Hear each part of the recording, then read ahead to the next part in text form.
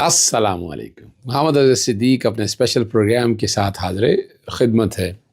بہت بڑی خبر ہے، پاکستان تحریک انصاف نے بار کے الیکشنز میں میدان مار لیا ہے، اور یہ چھوٹی خبر نہیں ہے. اور لاہور بار میں تو بہت بڑی کامیابی رہی، باقی باروں کا بھی رزلٹ آپ کے سامنے آ جائے گا. لیکن یہ حکومت وقت کے لیے الارم، بہت بڑے الارم کی پیشن گوئی ہے. ٹھیک ہے نا جی. قانون کی حکمرانی کا برا حال ہے یہاں پاکستان کے اندر، اور عمران خان کے ٹویٹس نے کیا تہلکہ مچایا ہوا ہے.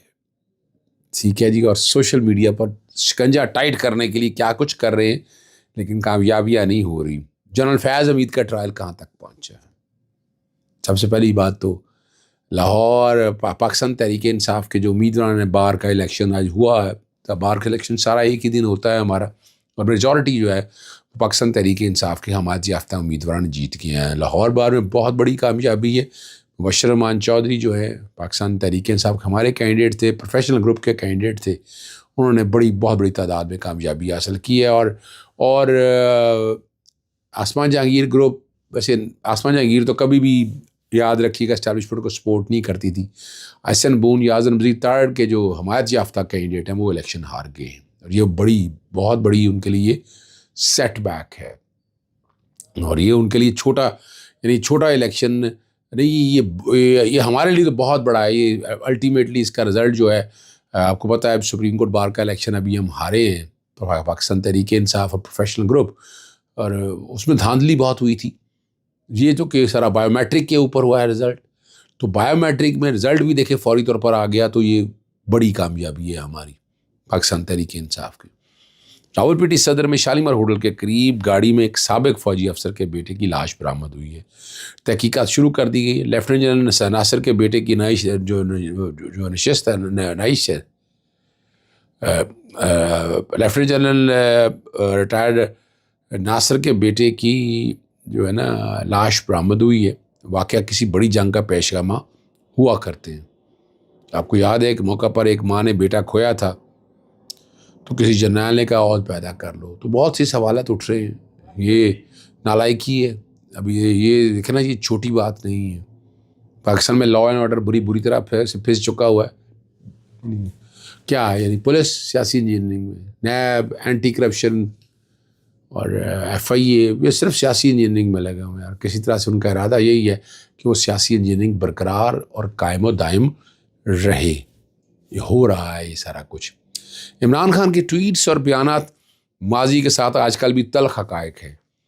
جو قانون کی حکمرانی، بنیادی حقوق اور آئین کے قتل کو بے نقاب کرتے ہیں. آپ چاہتے ہیں کہ عمران خان خاموش رہے، لیکن کیوں؟ کیا فاشزم کی گڑیاں رک گئی ہیں؟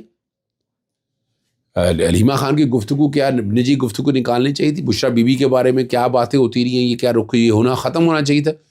یعنی اس پہ تو رہتا ہے کہ عمران خان کی ٹویٹ مذاکرات کا عمل خراب کر رہے ہیں. کون سے مذاکرات کا عمل خراب کر رہے ہیں؟ خواجہ آصف کیا بڑی تعریفیں کر رہے ہیں خواجہ آصف کی. اگر باتیں دیکھیں، مریم صفدر کیا بات کر رہی ہیں. یعنی اگر یہ ایسی باتیں ہیں تو تصویر کے دونوں رخ دکھانے چاہیے نا. یہ مذاکرات کے عمل کے اندر یہ باتیں حکومت عوام کو ان سے محبت کرنے پر مجبور نہیں کر سکتی. ان لوگوں کے ساتھ عوام حقیقی طور پر منتخب لیڈروں سے محبت کرتی ہے، نہ کہ مسلط سیاستدانوں سے. اور یہاں تو نظر آ رہا ہے فارم 45 اور 47 کے ذریعے جو زبردستی حکومت بنائی ہوئی ہے، زبردستی سروں پہ بٹھائی گئی ہے، اور اس کا نقصان بڑا ہو رہا ہے. اور نقصان ہو چکا ہے پاکستانی معیشت کو، بہت زیادہ نقصان ہو چکا ہے.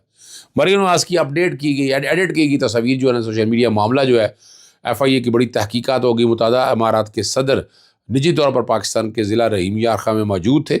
وہ اپنے 8 روزہ دورے کے بعد واپس چلے گئے. پاکستان کے وزیر اعظم شہباز شریف، کابینہ کے اراکین، مریم صفدر وہاں موجود تھی. ان کا وزیر اعظم شہباز، پنجاب کی وزیر اعلیٰ مریم صفدر اور کابینہ کے استقبال کیا. اور ہونے والی ملاقات کی تصویر وائرل کر کے سوشل میڈیا پر طوفان لگایا گیا. اور تحقیقات کے مطابق 4 لاکھ سے زیادہ مرتبہ ویڈیو اور تصاویر شیئر کی گئی.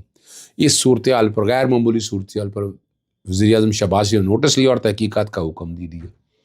یہ صورتحال یعنی نیگیٹیوٹی کے کانٹیکس کے حوالے سے متحدہ عرب نے موجودہ پاکستان کے لیے مسائل پیدا کر دیا. یعنی ایڈٹ کرنے کی ضرورت نہیں ہے، بڑا پازیٹیو سینس میں. یعنی میں نے بھی تصویر اپلوڈ کی اور میں نے سوال پوچھا کہ یہ تصویر وائرل کیوں ہے، اور وہ مریم صفدر کا ان سے ملنا تھا.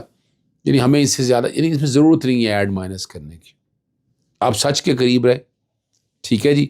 اور 18 لاکھ سے زیادہ جو ہیں وہ ہمارے اوورسیز پاکستانی متعدد امارات میں ہیں، اور 300 ارب سے زیادہ کی ترسیلات ملک میں بھجواتے ہیں. اور ایف آئی کی تحقیقات کے مطابق 155 سوشل میڈیا اکاؤنٹس کی نشاندہی ہے، اس میں سے گرفتار کر لیا اس کو. اور وہ تصویر بھی زیادتی تھی، یعنی اس میں ایڈٹ کر کے جو کچھ بھی کیا گیا، میں اس کو سپورٹ نہیں کرتا، نہ ہمیں سپورٹ کرنا چاہیے. جنرل فیض کیس جو ہے نا، یہ اپنے منطقی انجام پہ کورٹ مارشل آپ کو تو نظر ہی نہیں آ رہا. یعنی کہاں جا رہا ہے نا، right to fair trial and due process of law, تو پھر ایک ایک چیز سامنے آنی چاہیے تھی. ہم دیکھتے کہ کیا حالات اور کیا واقعات ہیں، اور اہم شخصیات کے بیانات ریکارڈ کرائے جو جا چکے ہیں. جنرل فیض کے اس کا ٹرائل ابھی چل رہا ہے، اور کئی اہم کرداروں کے بیان ریکارڈ کیے جا چکے ہیں. اور خیال یہی ہے، جو اطلاع یہی ہے کہ یہ شاید 14 جنوری کو مکمل ہو جائے گا. ملٹری اور سویلین افسران اور ملازمین جن میں ریٹائرڈ اور حاضر سروس شامل ہے، بیانات ریکارڈ کیے جا چکے ہیں. کئی عزیز و اقارب کے بیانات بھی ریکارڈ، یہ میرے پاس یہ انفارمیشن آئی ہے. اور میری بات لوگ تھا کہ 20 جنوری تک 3 اہم کیسز کے فیصلے آ سکتے ہیں. ان میں جنرل فیض کا کیس بھی شامل ہے، 190 ملین کا، جیسے میں نے آپ کے سامنے ذکر کیا. ایک یہ کیس ہے، اور ایک ملٹری کورٹ کے حوالے سے جو فیصلہ ہے وہ بھی متوقع ہے. اور جنرل فیض کی لیگل ٹیم نے جنرل باجوہ کا بیان بھی ریکارڈ کروانے کا کہا تھا، اور کہ جنرل باجوہ سے رہنمائی لی گئی ہے. اس کے سوا کچھ سوالات کے جوابات لیے گئے ہیں. اب جنرل باجوہ اگر نہ سارے سے معاملے سے بچ جائیں تو یہ کیسے ہو سکتا ہے؟ جنرل باجوہ پہ تو بہت سی انگلیاں اٹھتی ہیں. تو اگر آنا ہے تو جنرل باجوہ بھی سارے اس کٹہرے میں آئے تاکہ حقائق سامنے آ سکیں. رانا مشہود ایڈوکیٹ ہمارے دوست بھی ہیں. وزیر اعظم یوتھ پروگرام اوورسیز پاکستانیوں سے مبینہ فراڈ کا جو ہے نا، شکاگو کے بزنس مین تعلق بھاولپور سے ہے، چودھری منیر سے کروڑوں روپے مشترکہ پراپرٹی بزنس کے نام پر لیے اور پیسے ہڑپ کر لیے گئے. اور ڈیل بہت سال پہلے ہوئی تھی. زاہد کشکوری نے یہ سٹوری بھی سامنے رکھی ہے، نام نہیں بتایا انہوں نے، لیکن یہ کہانی کی ایک نہیں ہے، بہت سی کہانیاں ہیں جو آپ کے سامنے آ چکی ہوئی ہیں. ہمارے اوورسیز پاکستان کے ساتھ بہت زیادتی ہو رہی ہے، اور ہم بے بس ہیں، ہم کچھ نہیں کر پا رہے ان کے لیے. ہمیں ان کے لیے کچھ کرنا ہے. ہم نے دیکھیں اوورسیز کمیشن بنائے، اوورسیز کمیشن بھی وہ رزلٹ نہ دے پائے، اور یہاں لوٹ مار چلتی رہی ہے. میں آپ کی بات نہیں کر رہا، لیکن پچھلے دنوں ادوار کے اندر بھی پاکستان تحریک انصاف کے دور میں کچھ کمیشن نے اچھا کام کیا، لیکن نہیں کر سکے، چونکہ یہاں بیوروکریسی ساتھ اس کے بغیر آپ چلا نہیں سکتے اس نظام کو. اور حج کے دوران آدمی نے شدید گرمی برداشت کی تھی.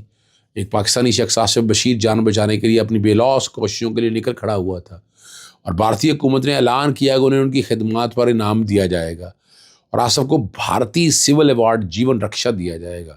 آصف دوسرا پاکستانی ہے پاجا خان کے بعد، اسے انڈین سول ایوارڈ سے نوازا جائے گا. اور دوسری طرف یہ کہانی ہے، اور ٹک ٹاک کا اتنا شوق ہے کہ اپنے ہیرو کو ایوارڈ دینا بھی ہو تو اسے ارشد نظیم کو اپنی تصویر والا میڈل دیا جائے گا، جو کبھی اور کہیں تاریخ میں نہیں ہوا. شہباز شریف نے وزیرستان کے ہمارے ہیرو اعتزاز کا ذکر بھی تب کیا جب اس کے گھر والوں نے شکایت کی، جبکہ اعتزاز نے جان کی قربانی دے کر دوسروں کی جان بچائی تھی. کیا یہ دورہ معیار ہمارا ختم ہوگا؟ ہماری یہ پسند اور ناپسند کا معیار ختم ہوگا؟ ہم انہیں الجھنوں میں رہیں گے؟ لگ یہی رہا ہے کہ ہم انہیں الجھنوں میں الجھے رہیں گے. ان الجھنوں سے جان نہیں چھوٹنی آپ کی. کب تک جان چھڑائیں گے؟ یہی حال ہوگا آپ کا. اجازت چاہتا ہوں. السلام علیکم. اللہ حافظ. پاکستان زندہ باد.